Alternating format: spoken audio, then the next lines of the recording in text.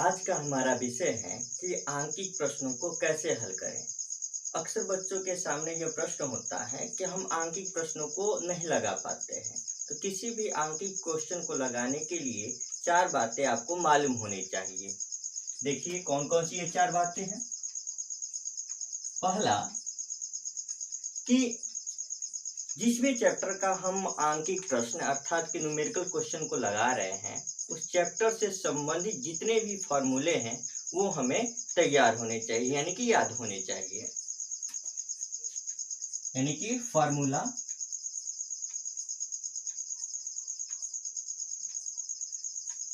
दूसरा पॉइंट है कि जिस भी चैप्टर का क्वेश्चन लगा रहे हैं, उस चैप्टर से संबंधित जितने टर्म एंड कंडीशन हैं वो सारे टर्म एंड कंडीशन हमें तैयार होने चाहिए।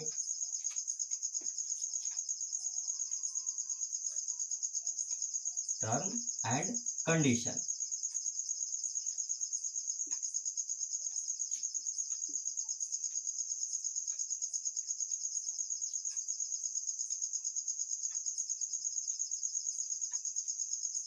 तीसरी चीज कि जितनी भी फिजिकल कांस्टेंट है उन सभी फिजिकल कांस्टेंट के हमें वैल्यू मालूम होनी चाहिए। अगर किसी भी भौतिक नियतांक का अगर मान हमें मालूम नहीं रहेगा तो हम क्वेश्चन को नहीं लगा पाएंगे। जैसे कि मान लीजिए कि इलेक्ट्रॉन पर आवेश का मान कितना होता है, तो ये आपको मालूम होना चाहिए कि इलेक्ट्रॉन पर आवेश का मान 1.6 इंटू 10⁻⁹ कूलम होता है।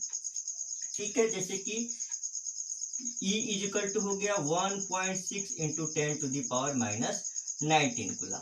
तो यह हमारा इलेक्ट्रॉन पर आवेश का मान हो गया। उसी तरीके से 1/4πε0 का मान कितना होगा, इसका मान भी हमें मालूम होना चाहिए। 9.0 इंटू 10⁻⁹। तो इसी तरीके से बहुत सारे फिजिकल क्वांटिटी होती है जिसके हमें मान हमें मालूम होनी चाहिए। ठीक है। चौथी और इम्पोर्टेंट बात, किसी भी क्वेश्चन को लगाने से पहले उस क्वेश्चन को हम अच्छे ढंग से पढ़ें, आराम से पढ़ें, जिससे कि वो क्वेश्चन हमें समझ में आए। ये नहीं कि क्वेश्चन को एकदम हिंदी की किताबों की तरफ पढ़ने लगे। उस तरीके से अगर पढ़ते हैं तो हमें क्वेश्चन समझ में नहीं आएगा कि क्वेश्चन कहना क्या चाह रहा है। इसलिए हम क्वेश्चन को आराम से पढ़ें। तो चलिए आज हम लोग आंकिक प्रश्नों को लगाएंगे। जैसा कि आप देख सकते हैं, कुमार मित्तल की किताब हमने लिया है और इस कुमार मित्तल की किताब का हम पहला लेसन, जो कि कूलम का नियम तथा वैद्युत क्षेत्र वाले चैप्टर का हम लोग आंकिक प्रश्न लगाएंगे। चलिए इसका क्वेश्चन नंबर हम लोग पहला देखते हैं।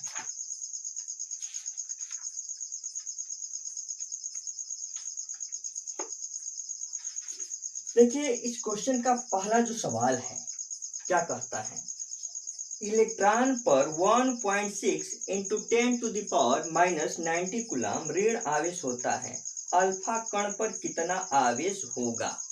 तो अल्फा कण पर कितना आवेश होगा, यह कुमार मित्तल की किताब का पहला सवाल है। तो देखिए आप जानते हैं कि किसी भी अल्फा कण में 2 प्रोटॉन और 2 न्यूट्रॉन होते हैं। जैसे कि आप यह भी जानते होंगे, केमिस्ट्री में आप लोगों ने पढ़ा भी होगा कि हीलियम के नाभिक को अल्फा कण कहते हैं और किसी भी परमाणु के नाभिक में प्रोटॉन और न्यूट्रॉन होता है। क्योंकि अल्फा कण है तो अल्फा कण में 2 प्रोटॉन होंगे और प्रोटॉन पर जितना आवेश होता है उतना ही आवेश इलेक्ट्रॉन पर होता है। अर्थात कि एक प्रोटॉन पर 1.6 इंटू 10⁻⁹ कूलम आवेश होता है। इस तरीके से 2 प्रोटॉन होंगे परमाणु के नाभिक में, तो 2 प्रोटॉन होंगे तो इन पर कितना आवेश होगा। तो इस तरीके से हम देख सकते हैं यहाँ पर क्वेश्चन नंबर पहला है हमारा। तो परमाणु के नाभिक में प्रोटॉनों की संख्या कितना, 2, यानी कि n इजिकल टू हो गया हमारा 2 और प्रोटॉन पर आवेश का मान कितना हो जाएगा, प्रोटॉन पर आवेश Ep हम लिख दें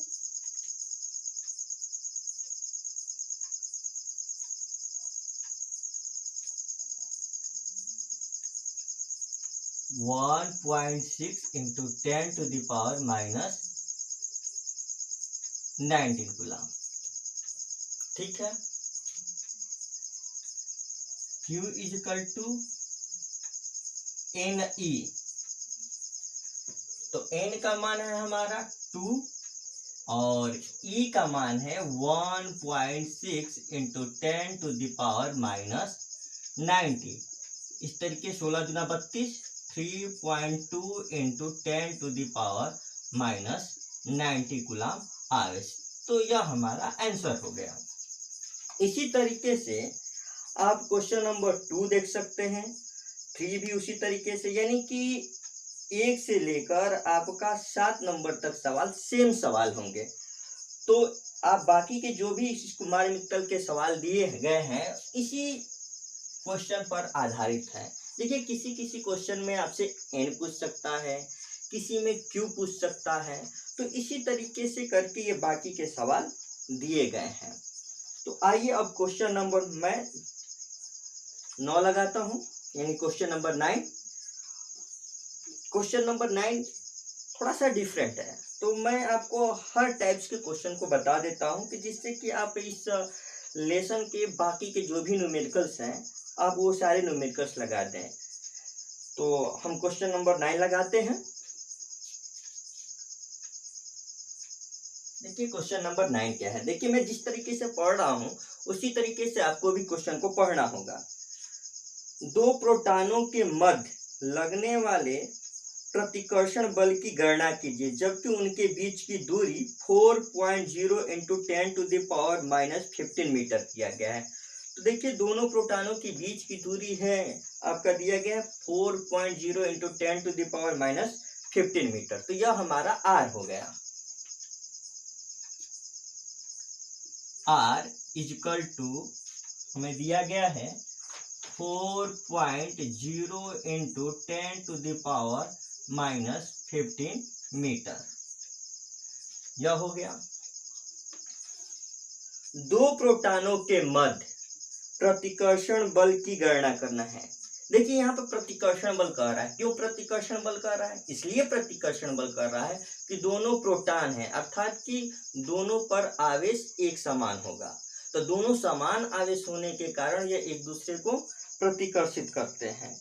अगर यही विपरीत आवेश होते तो ये एक दूसरे को आकर्षित करते हैं। तो अभी मैंने इस सवाल में बताया, पहले नंबर वाले सवाल में, कि प्रोटॉन हो या इलेक्ट्रॉन हो, इन दोनों पर आवेश का मान समान होता है, लेकिन इनकी प्रकृति जो होती है वो अलग अलग होती है। तो हमें यहाँ पर उसकी प्रकृति पर ध्यान नहीं देना है, यहाँ पर हमें इनके केवल परिमाण पर ध्यान देना है। तो प्रोटॉन पर आवेश का जो मान होता है वो 1.6 इंटू 10⁻⁻90 कूलम होता है। ठीक उतना ही आवेश होता है जितना कि इलेक्ट्रॉन पर। इस तरीके से Q1 बराबर Q2 बराबर 1.6 इंटू 10⁻⁻19 कूलम। यानी कि Q1 बराबर Q2 मैंने क्यों लिखा है? क्योंकि दो प्रोटॉनों के मध्य, तो जितना एक प्रोटॉन पर आवेश होगा उतना ही तो दूसरे प्रोटॉन पर आवेश होगा, अर्थात कि Q1 बराबर Q2 होगा। अब हमें क्या ज्ञात करना है? इनके बीच की दूरी दी गई है और इन दोनों प्रोटॉनों के बीच लगने वाले बल की गणना करना है। तो F इजकल टू हमें ज्ञात करना है, यानी कि F is equal to question mark. तो हमें इस से संबंधित हमें फार्मूले याद होने चाहिए कि F इजकल टू कौन सा फार्मूला लगाएं जिसमें हमें Q1 भी हो, Q2 भी हो और R भी हो। तो ये अगर फार्मूले याद होंगे तभी जाकर आप सवाल को लगा पाएंगे। तो हम जानते हैं कि F is equal to 1/4 pi epsilon not into Q1 Q2 by R square. अब यह फिजिकल कांस्टेंट है 1/4 पाई एप्सिलॉन नॉट, जिसका मान 9.0 इंटू 10⁻⁹ होता है। यह हमें मालूम होना चाहिए, अगर मालूम नहीं होगा तो हम नहीं लगा पाएंगे। क्योंकि मैंने पहले ही कहा कि आपको फिजिकल कांस्टेंट की वैल्यू आपको मालूम होनी चाहिए। अगर फिजिकल कांस्टेंट की वैल्यू आपको मालूम नहीं है तो आप कहाँ से रख पाएंगे, इसलिए इसका मान जो है ये याद होना चाहिए। Q1 का मान कितना है 1.6 इंटू 10⁻⁻19, उतना ही मान Q2 का भी होगा 1.6 इंटू 10⁻⁻19। अब बात R की वैल्यू कितनी है 4.0 इंटू 10⁻⁻15। R का स्क्वायर है तो इसका भी स्क्वायर हो जाएगा। चलिए आगे देखते हैं। F equal to 9.0 into 10⁻⁹ into 1.6 into 10⁻⁻19 into 1.6 into 10⁻⁻19। जो कि 4.0 इंटू 10⁻⁻15 का स्क्वायर है तो कितना हो जाएगा 16 चौका 16 गुणे 15 दूना 30, तो ये हो गया -30।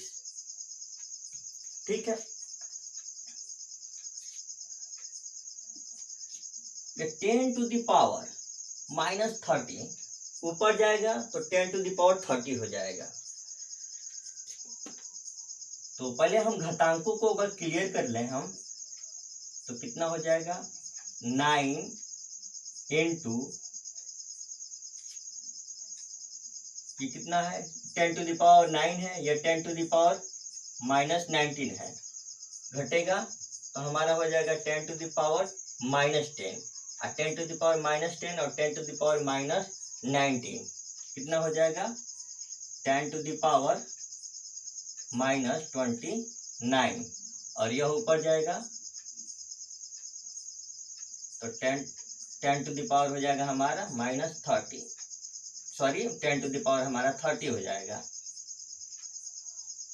Into 1.6 into 1.6। हम कैसे भी लिख सकते हैं, इसमें कोई दिक्कत नहीं है। अब 16 कब 16 कटाएंगे तो यहाँ पर 0.1 हो जाएगा हमारा। 9 इंटू 10⁻, इसको हम लिख सकते हैं 0.1 को 10⁻−1 भी लिख सकते हैं हम लोग, तो यह हो जाएगा 10⁻−30 और यह 10⁻30 है ही पहले से, यह हो जाएगा 1.6। हमारे 10⁻−30 और 10⁻30 कैंसिल हो जाएगा तो 9 इंटू 1.6 इक्वल टू कितना हो जाएगा 16 9 144 14.4 न्यूटन। यह हो गया क्वेश्चन नंबर हमारा 9।